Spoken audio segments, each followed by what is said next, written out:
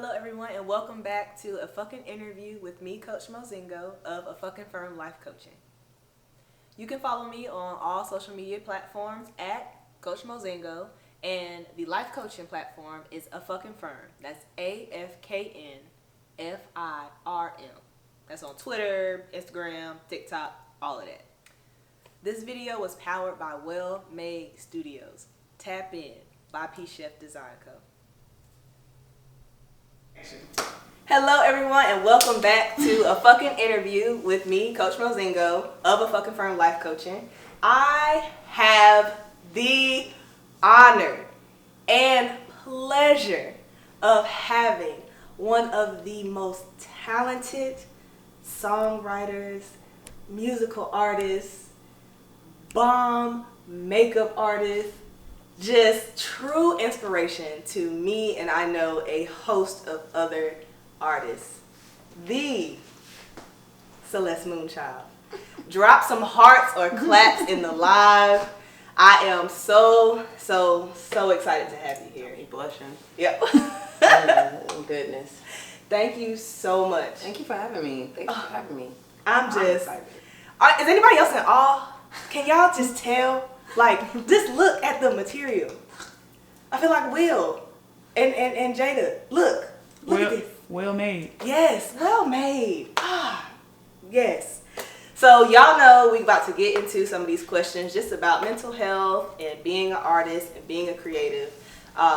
So we're gonna hop right into it. Okay, I'm into it. How you feeling? I'm nervous, to be honest. I'm always nervous because this being right here is an inspiration to me and makes me nervous because I'm always like, I know when I step in the room, I got to step my game up because right here, got it in spades. So yeah, I'm nervous. And I'm also excited because I like to talk about mental health, my journey with it and things of that sort. So I'm excited. Your journey, watching you online and just watching your just vulnerability and being able to translate how you're feeling just through movement and through existing has been beautiful for me to watch, especially during the pandemic. It was refreshing just to see someone open because we're definitely in a world where we're closed off a lot and it's easy to close off, and then COVID made it super easy to close off. Oh yeah. So being able to watch you just develop as an artist and develop as a mental health advocate has truly been inspiring for me. Thank you. Okay. I really appreciate that because sometimes when you start on that journey, especially on being like open to the public and having people really like scrutinize you, the one thing that always keeps me doing it is that, hey, me 6 months ago wanted to see you doing this, like from the opposite perspective. So just keep doing it because it's gonna help somebody, even if it's one person. Like that person matters. Yeah, so, yeah. That one person matters, and even if that person is yourself. Hello. So even with that, so I can hop right into that question. Okay. Actually. So even with just being just an advocate for mental wealth is what I'm gonna call it. What helps you differentiate between vulnerability and guarding your heart? My discernment has gotten better on that. It's really more of a feeling of like, actually no, these are the things that show you should actually be guarding and protecting this space versus being vulnerable with this person. And it's just a discernment based off of your previous interactions or maybe a specific feeling you have arise. I was just talking to Mariah about this the other day about how sometimes when yourself has been telling you something, but you think that it's you being afraid. So sometimes you're like, oh, wait, am I really doing this to protect myself or am I really doing this to run away from myself? And then so constantly just making those decisions and not being afraid to make the wrong one has helped me get to a place where now I know that regardless of the place I'm in, the decision I'm going to make is going to be the right one for me. Ooh. You know what I'm saying? So I kind of feel like they're in the same. I'm sorry. No, you are fine. You're in the same. You're a superstar. So I understand. But just constantly making those decisions has now put me in a place that no matter what the decision is, the outcome is going to be for me. And it's going to be for my health and for my wealth of health. So, yeah, I would say just time. Yeah, time helps you make that discernment. Yeah. No, that's amazing. And just with your creativity, so how would you say creating has helped your well-being? Creating has saved my life. You know what I'm saying? Even when I was a kid, so I grew up in a really tumultuous family, and both my parents worked in fields where they weren't home.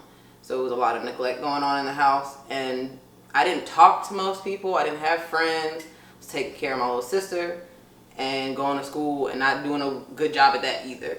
So the one thing that actually kept me going was playing the piano. I played classically from first through my senior year of high school. And painting. When I was younger, I was like, I went to private school, so we had art class every day for all grades, 1st through 8th grade. So I have like a full portfolio that's like this thick, full of things. And now I know, as the adult that I am, that's moved into other artistic avenues, that really kept me alive. It gave me a place to hold me. It gave me a place to be understood, without even having to say anything, because I didn't even really understand what was going on in my life at that point. Yeah. And then as an adult, it transmuted into my music, and it's actually helped me understand myself more. Like, listening to my album that I have out right now, I'm like, wow. We about to get into that. Big ups. But it just like helped me understand, like, oh, like I wrote that, but then like when I listened to it after I wrote it, I'm like, actually, yeah, girl, maybe we should go to therapy about that one. Or like, yeah, like it's something that I didn't naturally say to myself until I wrote it down in a song. Wow. So now, honey, self-discovery. Honey, let me tell y'all about Celeste Moonchild's project, Grounded in the Stars. It is absolutely one of the most beautiful, masterful, artistic bodies of work that I have heard out of the Carolinas in a minute. Mm-hmm. It is vulnerable, it is honest, it is, first of all, vocals crazy. Okay? And you know what else is crazy? The bars. There are bars and vocals. What? Big bars. Big bars. So with Grounded in the Stars, I've listened to the project. I love the project. Definitely am always in my recently played on my Spotify. And just with your intro, Note to Self, you have a bar in there where you say, I'm the prisoner in the prison. Yeah. What would you say, if it hasn't evolved, or if it has evolved, what was your prison while you were writing that? It's my self-doubt, my depression, the labels that I put on myself, the labels I allow other people to put on me, and then made that internal. I was going through a lot when I wrote the album, and I started writing the album before the pandemic hit, and my relationship with myself and with the people around me were disintegrating. And I realized that at some point that if the environment I am in is causing this much strain on my life, I put myself in this environment. You know what I'm saying? Meaning I am the bars that hold myself back from breaking through to go somewhere else that could be beneficial for myself. So it was like, at the time, I was guarding myself to a fault. You know what I mean? I was like, nothing good can come my way because nothing bad can come my way because nothing can come my way. You know? And instead of being like, you know what, let's open up and be a little bit more transparent, a little bit more honest with myself first, so I can do that with other people around me. So that way, the things that need to be liquidated can liquidate, and the things that can get stronger can get stronger.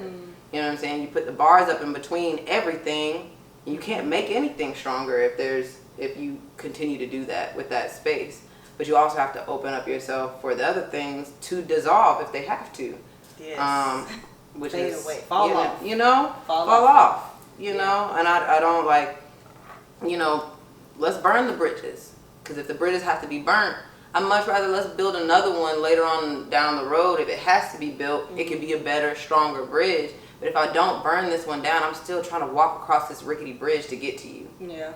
Or for you to get to me. Or for us to get to each other. So I always burn bridges. Yeah, let's burn them. All the time.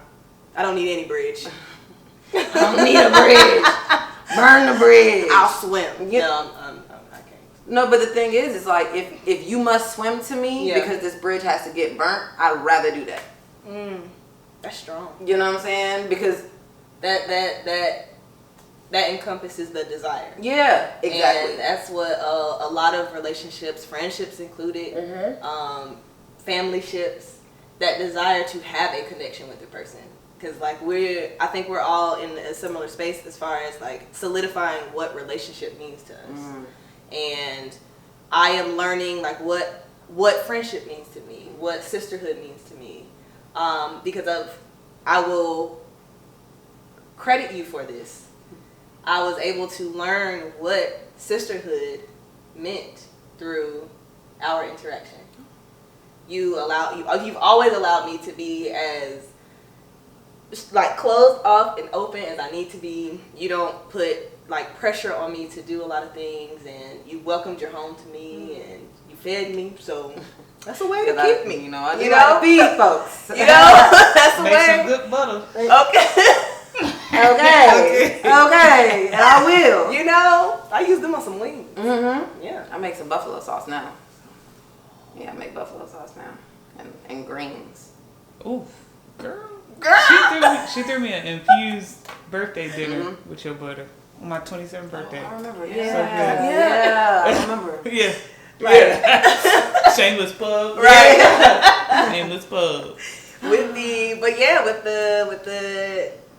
dinner club. That was a powerful time for me.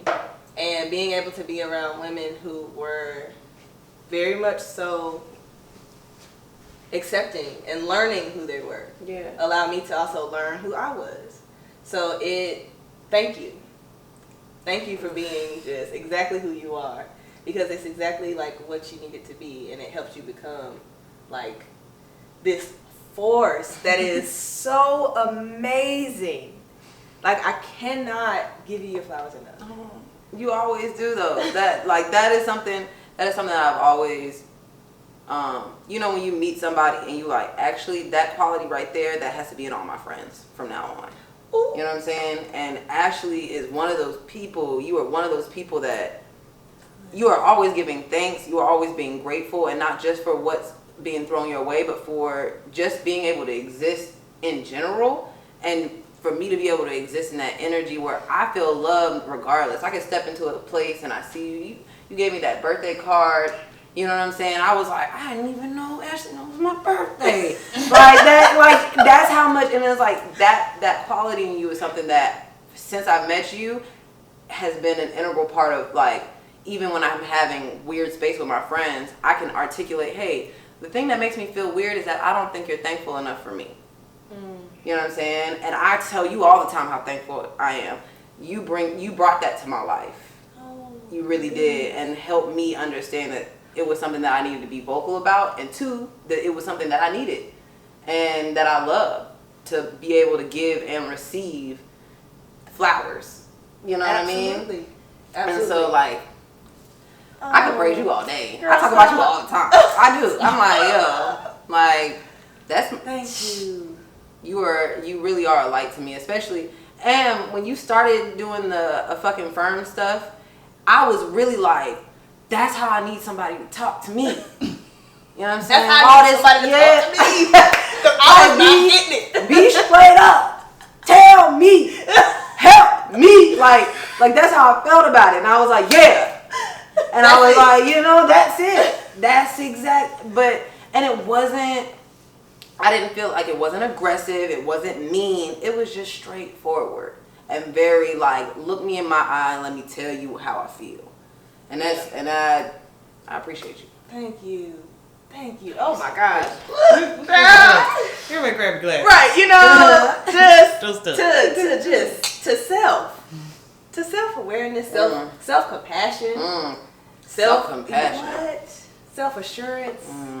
Like there are so many things that, and I don't know if it's just 30s or what, but it's something about like when you enter your 30s, you're just like, I'm not dealing with that. I'm good off that. I just turned 30 in April, and yes, Yeah. It just like every single since the day I turned 30, it almost feels like everything that I've been doing, every relationship, anything I feel a little icky about, there is no gray area when it comes to what decision I'm making. And I really like that. Because now I really like that. Because now I'm like, I don't have it in me. I don't like have learning time. what I have. My therapist told me to decipher what I have the capacity for. Okay. And that's been helping me a lot too. So if I don't have the capacity to listen to a certain situation, if I don't have the capacity, like some days I just want to be in silence. And one of the things that she's helped me with is you don't, just because you have free time, you don't have to fill it up. And I was like, girl, I can't do that. I was like, I can't do that. But I started to, and boy. Look, the free time space, my therapist put it to me like this: your free time is already full. Just because it's not full of other people or other things doesn't mean the space isn't already full. You can fill that space. You are the space. So when someone wants to be entered into that space, the space is already full. Do you have the energy to go outside the space? That's how I needed to hear it for myself. And I was like, yeah, you're right. Because sometimes, no, I just want to sit and watch Dumbledore and do absolutely nothing, you know, for 3 days. And that's okay because I work really, really hard the other 4. You know what I'm saying? Or for the last 6 months or whatever the case is. And it's like, no, your free time, sometimes it could just be free. It could just be you. It could just be silence. It could be nothing. It could be free. It could just be free. That's a word. That's a word. So, because I was just like, I got a question about that. Let me look. So with with that, I did want to ask you about contentment. I've been doing a lot of word study and things like that on contentment. Because my therapist has been trying to get me to understand like things sometimes just are the way they are, or most times they are the way they are. So what would you say brings you contentment in your day to day? Like how do you practice just contentment and grounding, regrounding, and all of that? Scheduling, having a routine, that'll keep me very like things are the way like. Just because everything is very regimented. When I'm having a bad day, usually the best thing for me is to go to work because that brings my schedule in real fast, automatically. You know what I'm saying? When I'm having a space of either super manic or super depressive episodes where I'm just like, I just need to come to level. I need to come to center. It doesn't have to be one way or the other. I just need to get through. The routine has to be fire. It has to. I think a lot of the time, routine terrifies people. It terrified me for a long time. Like routine and structure for whatever reason, made me feel trapped. Stillness made me feel trapped. And that's because that was used as a punishment for me. So I've always been super active. I've always been super busy. And it's always been like, Ashley, go sit down. Ashley, sit down. Ashley, sit down. Or Ashley, stop doing so much. Or Ashley, stop. Here, now you're here. As soon as you get in the house, you're gonna do this, this, and this. And then I started to see routine and stillness as a punishment. So whenever I was still, I would freak out. When stuff did get too like mundane, I would freak out. Because to me, that's like that was my prison. And going through therapy and journaling things out and learning what contentment is. Routine has helped me. I have never successfully been able to work like my 9 to 5 and still do what I love to do.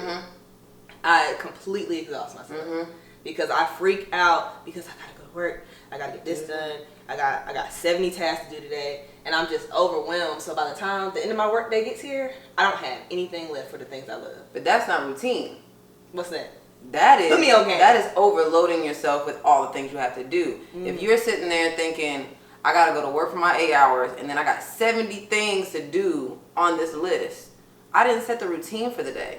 My routine today might just be washing my face, eat my breakfast, journaling something. It's the small things that I can do, and it can be 3 things. You know what I'm saying? I can take that big list of everything I got to do for my own businesses and everything and be like, my routine might be I need to do 3 things on my big list every day. Ooh. You know what I'm saying? That's Break that good. shit down. That big list be like, it look big. crazy. It look crazy, but when you sit there and you're like, actually, every day at 9 o'clock, I'll go on a walk for an hour, and then when I get home, I'll work on my things for an hour. That's the routine. Yeah. You know what I'm saying? The list of things will always be daunting, especially if you dream big and you have a big heart and you have big things and you are big, because you are big. So I know your list is crazy. You know what I'm saying? This Be Rooted planner, shout out Be Rooted. Jasmine Foster, I think, is the founder's name. Yeah. I have like 2 Be Rooted journals. I have this planner, and this planner has been helpful for me because it breaks stuff down by the hour. And I'm like, okay, cool. I know between 6 a.m. and 7 a.m. I need to do some type of workout. And I stopped caging myself in what that is, because I would put go to the gym. Yeah. I don't always like going to the gym. Sometimes I just want to dance around, and that's my movement for today. So now I'll put movement instead of going to the gym. I love because that's helpful for me. Movement, yes. And COVID tried to take people out. You know what saved me during COVID? My dog. Oh. My dog helped my routine stay steady. Because I was like, if nothing else, I'm going to walk you. And he big. He 110 pounds, so he got to get walked. And we were living in an apartment. Yeah. Nigga got to move. You know what I'm saying? And I, for the longest time, had never had a scheduled existence. Once I moved out on my own and my life has never really been regimented. Even, like I said, both my parents weren't in the house. Yeah. So it was very much me teaching myself how to survive. So when it came to actually thriving and having a schedule and things like that, quarantine taught me a lot, because it really taught me whoa. Yeah. You don't have nothing. You don't have a hand on nothing. But my dog was like, I know when I have to go pee. I know when I need to go be walked. I know when this has to happen. And I was like, you know what? You're right. So I started writing a schedule. At 6 o'clock, I'll wake up and do this. Even if I have to go back to sleep, because I did sleep a lot during COVID. Yeah. You know what I'm saying? During quarantine. But it was just that's when I started writing my schedule, and I've carried that through now. It's interesting and kind of a beautiful disaster how COVID came in and disrupted what we thought our reality was. Yeah. Oh yeah. And it's COVID forced me to sit down. And I never sit down. This is the first time I haven't worked since I was 14. I was like, oh my gosh. Money's not coming in. Money's not. I'm not moving. I feel complacent. I feel like a waste of space. I feel like a waste of time. Because it was a repositioning. It was definitely. COVID was a repositioning. I think especially for creatives, because for me it really made me sit down and assess what wasn't working. And I was like, okay, I've been doing this for some years now. I've been hosting events. I've been doing XYZ, and nothing's shaking. Why? And having talked to my fiance, she was just like, you need to hone in on what it is you're trying to do. Because I was everywhere with it. I was throwing art shows, I was throwing DJ set shows, I was throwing I was just doing all these things, but I didn't have anything to relate it back to. So during COVID and during quarantine, we really fine-tuned what I wanted to do creatively. I love that. Because I love everything. Yeah. But at the time when I first started emerging as an artist, I was painting. And I didn't... Yeah, I have a painting on my wall. They stay there. They stay on my wall. I can get down. I can get down with the paintbrush. But it wasn't what I wanted to do. I wasn't trying to be in, pop art. I wasn't those weren't my goals. But I know I always wanted to work with artists and talk to them. but it wasn't until I watched the Dreamville Fest actually. Okay. And I was just watching Gia Peppers and Wayno like have their interviews in between stuff and just talking to different artists about like what motivates you, like what. I was like, that's what I want to do. I said, it's right there. I said, that's it. I want to interview, and I want to host, and I want to support, and I want to do it my way. So I started trying to like plug myself to different people, but I didn't have the resume yet. I didn't have the. I'm trying to like get on at different platforms. You know, I don't want to call them out, but I've applied to a few places, and nothing still was moving. And I was like, cause actually you ain't got the resume for it. So I was just like, you built your resume for other things. Yeah, I built it for other things. I got this resume that's based in human resources, and I don't want to do a damn thing. That'd be a thing, Yeah, that's just like, but that's all people see. So when I'm trying to apply to this, they're like, girl, what are you talking about? Where's your portfolio? Yeah. So I was just like, bump it. I'm about to make a portfolio. And they got the camera out, we got lighting, we started just getting stuff, and we're just like, all right, boom. So I was like, I'm about to talk to the stars. I was like, I want to talk to the stars. And to me, you're a star. About mental health. Yeah, about mental health. You gotta root it all the way back to the cause. Thank you, director. But yeah, I wanted to talk to creatives about mental health. Oh my gosh, I can't remember what year it was. An artist by the name of Collaborate. He's based out of California.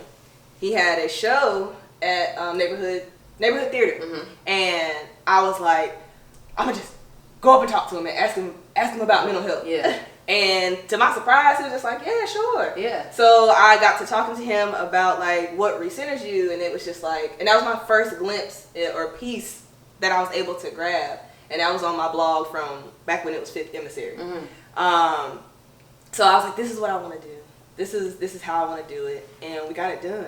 And having that focus really, really helped just catapult what we got now. And I love that because I think one thing about artists, people put us on a pedestal so fast. They look at us and they be like, they see the one side, because at the end of the day, being an artist isn't hard.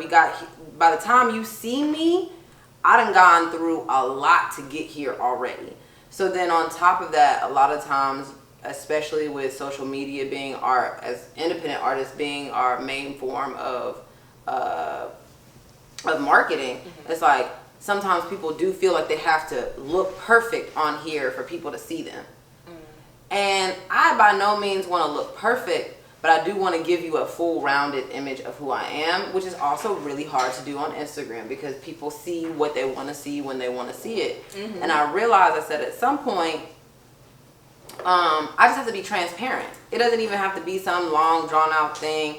And it really, during quarantine, it started with my poly talks with Chocolate Candy. It was just like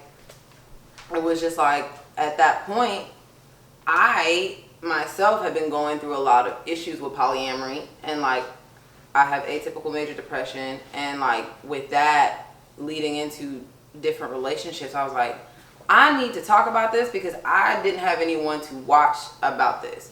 I could go on YouTube and search polyamory, queer polyamory, and it just be a bunch of like white cis people on YouTube talking about polyamory, which is great for them, but it was no one that looked like me. You know what I'm saying? Like, it was no one who used the same pronouns as me. It was no one who like had the same type of life experiences as me.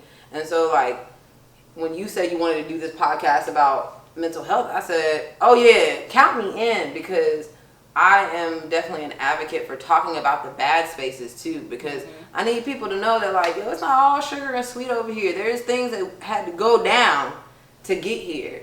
You know what I'm saying? There's things that really I had to have a lot of breakthroughs, a lot of ego deaths. And especially as an artist, we have so much ego. Like there is so much ego being an artist. And that thing dies every day. I'm not even kidding. There's certain weeks I'm like, yo. My therapist told me, she was just like, I need you to do a word study on pride. And I was just like, I'm gonna hang up on you, actually. Thank you for for your time. You've been great. You know. However, I am terminating our no. It was something I had no idea I needed to study and check myself on. I was like, I don't have pride or ego issues. I do. Oh yeah, I have a big ego issues. Yeah, and I think that's why sometimes I find myself in spaces where I'm like, why would this? How could this even happen to me? Because my ego sometimes can get so big where it doesn't even cross my mind.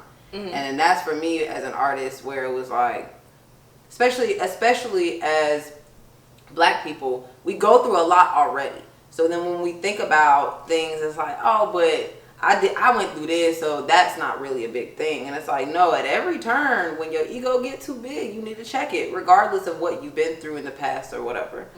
Mm-hmm. And looking at my music, when I look back at certain things I've written, not even just my current album, but like I wrote a whole mixtape with the artist Ricky Rogers, and I'll be listening to it, I'm like, dang, I was really going through it because I really thought of myself as such a big person in that aspect, and didn't think that anything could knock me down because I'm this, that, and third. Because I got it. And I don't need no help. And it's like, no, I need help. I don't need no help is something that I have been like, because that was a part of my wellness journey that I was fighting. I wanted to get better by myself. I wanted to be the one that found the books that I read that helped me through. But I needed help. And that is what ego will try to rob you of, is your that softness to reach out and to understand, like, it really like the village doesn't end after the child is 14, 13, 12. Like your village turns into your tribe. Yes. And when you have your tribe, you have that core to go back to lean on, to learn from, and to grow with. And I'm grateful. Like I'm so grateful for the interactions that have stayed, because you know, you do look at things and you're just like, you do know where you messed up. And being able to look back on interactions and relationships, and you're just like, oh, that was me. Yeah. That was me. It wasn't them. It's not you, it's me. Or it's both of us. Or it was my inability to let go. Or it was, there's so many facets to, so being in a poly relationship, there's so many facets in relationships that it's like, dang, this one moment could have happened 20 billion different ways, but because I didn't do the things I was supposed to do before that interaction, I messed it up on all these accounts. Now, those other people might have too, but on an accountability level for myself, it's like, was I being transparent when this hurt me? And did it hurt me 4 or 5 times before I said anything? Yes. Okay. That's my accountability. Like, know that person did something to me, but did I say anything until this point? Yeah. Correct. You know what I'm saying? So it's like, it always leads me back to like really looking at myself in that space and being like, hey, no, your ego need to be checked, because at the end of the day, you not saying anything was also ego. It was also ego in the fact that, oh, this will disappear if I don't say nothing. Mm-hmm. Well, who are you for you to say that this one big ass thing that just happened is going to disappear? You know what I'm saying? How am I above? How am I above even situations that bother me? Yeah. You know what I'm saying? And that's for me where my ego always got to get checked, because it's like, no, just say something now. Because if you don't say something now, it'll keep affecting you and everyone around you. I want you to, director, can you tap in and look and see if we got any comments up here? Yeah, comments, questions, concerns. Can you pull her back now? Oh, back. Okay. No, I'm getting on your nerves. No. Oh. Yeah, fix it. Okay. Yeah. All right. Such a good conversation. I don't need any help sometimes. It's conditioned during childhood. That's real. Hold up, that was from Brittany. Oh, hi Brittany. Hey, sister-in-law. That part is. It really is. I hear that about the resume. Like, Yes, it crazy and you don't even like it. But when you are an independent child, that that's its own battle. I battle that every day. Yeah. I battle that every day. And I know we have similar like spaces, especially when it comes to our relationships with our mothers growing up. And it's like, you really have to check sometimes being an adult when you were used to being an adult before you knew what that even meant. You know what I'm saying? I, as a kid, really thought that all kids was washing clothes and dishes and changing diapers at 3, 4, 5 years old because I knew how to do it. I was real confused when I got to college and people didn't know how to wash clothes. I was like, wait, you don't know how to take care of a household? Yeah. You know what I'm saying? I was really confused. Yeah. And that was also something that I had to break through, was like the confusion part was first. Because I really had to be like, oh, this is not supposed to be how it's supposed to go. And then it's like you had a child. You had a childhood. What was that like? How did playing go for you? Because Yeah. like playing for me was something for me to take my mind off of what I was supposed to be doing. And what I was supposed to be doing wasn't what children are supposed to be doing. Like, it was very much like, oh, I have to ask you for things. Like, hey, I went through this as a child. I have to be transparent. That's a lot about what it is. It's like, I went through this as a child, so whenever this happens, I will always do it. I will always clean it. When I see it, it will always get done by me, because I have this almost this urge, like, this has to happen, because if it doesn't happen, I'm gonna get in trouble. Like, that's where I'm coming from, right? Or if I don't do this, somebody not gonna get fed. If I don't do this, the house not gonna get clean. So it's like, sometimes I have to be transparent, let my partner know, hey, it gives me this much anxiety because of this, and I'm not saying that you aren't a good person because you don't do this, but I need us to come to some sort of middle ground, so that way I'm not doing everything and resenting you for not doing anything. Because I will resent motherfuckers, because I will do everything because I can't help it. But I also want you to know that like, if you don't do it, I need to calm down a little bit. Yeah. But I also need you to do some of these things. And having that conversation. Yeah. And it's like when one time living with somebody, they were just like, this space is not something I even think about. So I'm really glad we even talked about it, because I didn't even think about it. That's what people mean when they say, oh, you know how you ask couples all the time, they be like, oh, what's the secret? Oh, communication. Communication is key. But they don't ever tell you what type of communication. And it's every type of communication. Talk about what scares you, what motivates you, what aggravates you, what you know, to someone, the trash being full looks different. Yes. So it's just like, to me, I'm just like, it's a lot in here. But to someone else, it's just like, I can push that down. Like, we good. Like, yeah. But even having those types of conversation, you know, it's okay. We getting there. We're learning. But even you know, my fiance, she was just like, she sent me a message. She was just like, hey, I just want to bring this up. I just really need to talk about it, because I have a thing where I don't really put the dishes back in the same spot. Cause, but yeah, like, I don't always put them in the same spot. And we ended up having a long conversation, and it was because I couldn't reach the spaces she was putting stuff in. So to me, I was just making it easier. Sorry, my mind is like, blown away. The measuring cup is on the 4th shelf, and I can't reach the 4th shelf. So when we use it and wash it, I put it on the 2nd. But it's irritating to her because it's supposed to go on the 4th shelf. Exactly. And I was just like, man, I'm putting it right here since I can reach it right here. And I had to, like, literally, like, grab her and, like, pull her down. I was like, come put your eyes next to mine. This is what I see. And she was like, oh my goodness. Yeah, we had to, like, but that's the type of conversation. Yeah. you gotta do that part. Because if you don't, then you didn't. I always try to tell people, I always come to every space with a space of understanding.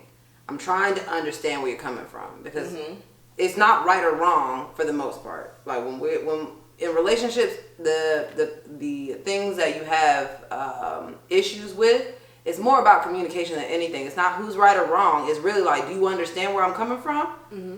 Because at the end of the day, you're saying that. Now I'm thinking about where my sister keep putting these spoons in the house. And now I got to go back and have a conversation. Because it might just be like, it might just make more sense for her to put the spoons right here than over here because of how she washes the dishes. Functionality. Wow. That's a word. Over dishes. Over dishes. But it can be a big thing. Yeah. And it's like definitely that part of like really being like, no, where are you coming from? Because that's also because I have had a certain way of life. That's whenever I come to any disagreement with somebody, the first thing I think about is how would you have got here? If you hurt my feelings, how would you have got here? And would I've done the same? If I were you, would I've done the same to me? You know what I'm saying? And sometimes it'd be yeah.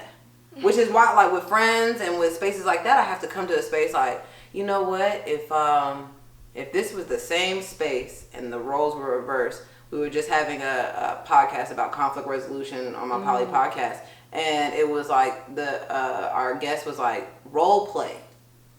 Y'all play each other in the situation. And see how the other person views how you're acting, right? Yeah. And then you can really understand how they see that space. And it's like, especially when you're in, like, pause. Like, y'all fighting. Pause. Let's reverse roles.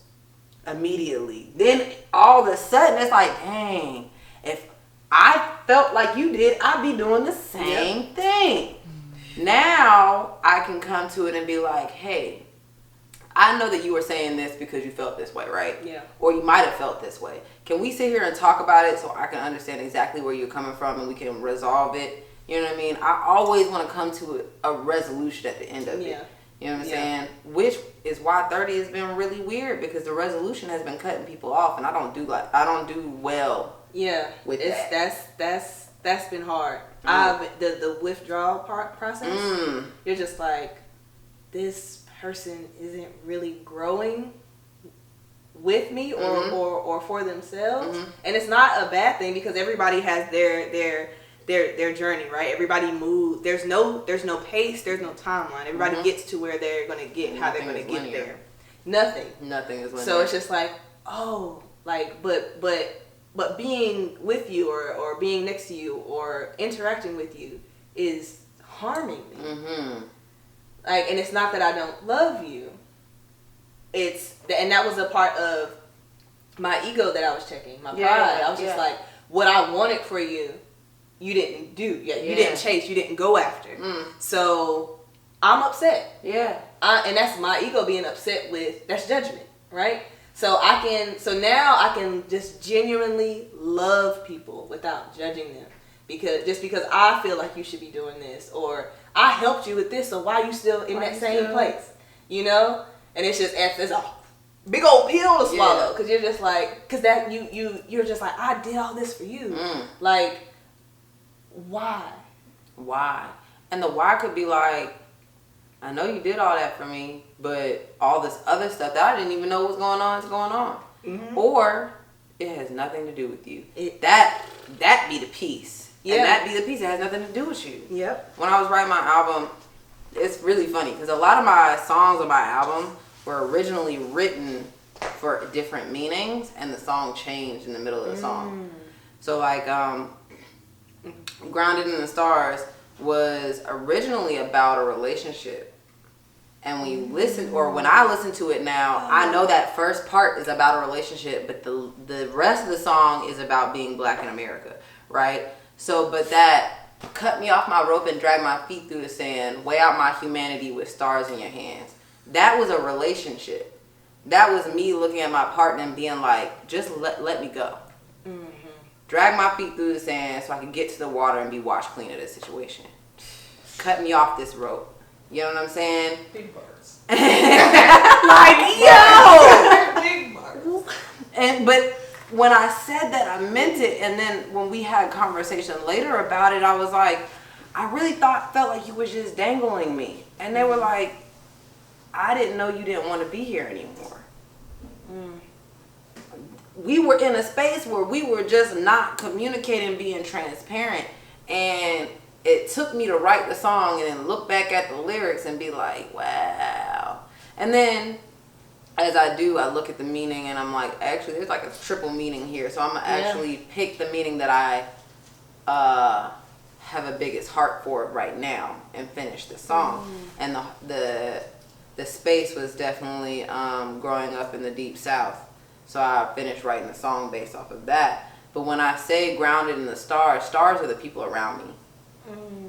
So I actually like, originally the beginning, instead of it being a poem, the beginning was supposed to be phone calls from the people in my life and voicemails they've left me. So I actually have like some voicemails in my phone specifically from my friend Mari, and it was just like, I actually felt that they were too personal and they were for me and not for the album, so I never put it out there. But the stars for me is my tribe. I feel grounded in my tribe, therefore I feel safe enough to release this information. And so with that being said, it was like rooted, my whole album is rooted in my mental health. It was a hot mess. Even my love song. Oh my God. My love song, Intoxicated, is not a love song. It's a breakup song. You know what I'm saying? It's like, it was a lot. I was like going through a lot, but I was like, I'm releasing this because I am actually so grounded in my tribe and the space that I'm in that I feel comfortable enough for the world to hear this. Yeah. You know? Beautiful. Absolutely beautiful. I feel like I got the like, what MTV is called? Something. I feel like I'm like a behind the scenes, behind the music. I feel like this is a behind the music moment. I think we got a new segment coming. Ooh. What?